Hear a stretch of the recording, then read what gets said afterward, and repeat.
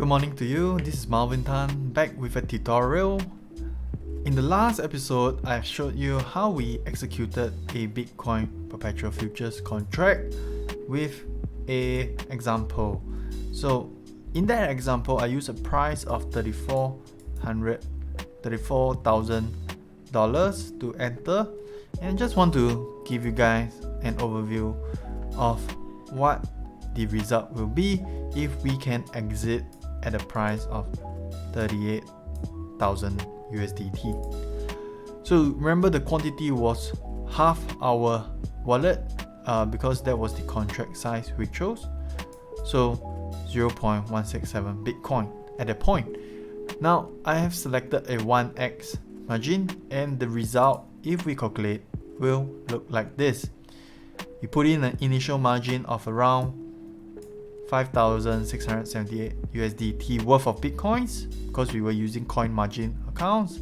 The profit and loss will be a profit because we exited at a higher price of 668 USDT of Bitcoins worth, and the return on equity is around 11.76%, and that is fair enough because if we were to look at just the percentage change between the entry and the exit price, that is 11.76%. Since we only had a 1x leverage, that is fair enough. But I did mention that the P&L will not change even if I adjust the leverage. So let me give you an example. If I change it to 5x, do a calculation, the P&L is still 668 USDT. So you might be wondering, where is the leverage? It is represented in, or rather it resulted in the return on equity being higher by 5 times, right? If I go back to 2 times, it is double our initial return on equity. So the only thing that is changing here is the initial margin required. So I mentioned that the initial margin was depends on our wallet.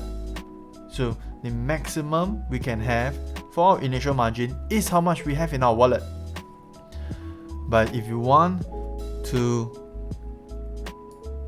put in lesser margin, or rather if you want to have a bigger position with smaller margin, you can adjust this, and that is how adjusting the leverage contract size influences your return on equity.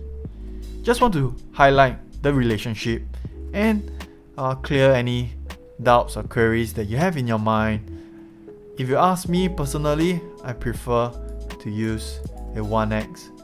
1x leverage is already a 2x leverage in real trading context because you are already holding Bitcoins, right? And if you were to have a upward move in the price, you are already earning on both sides.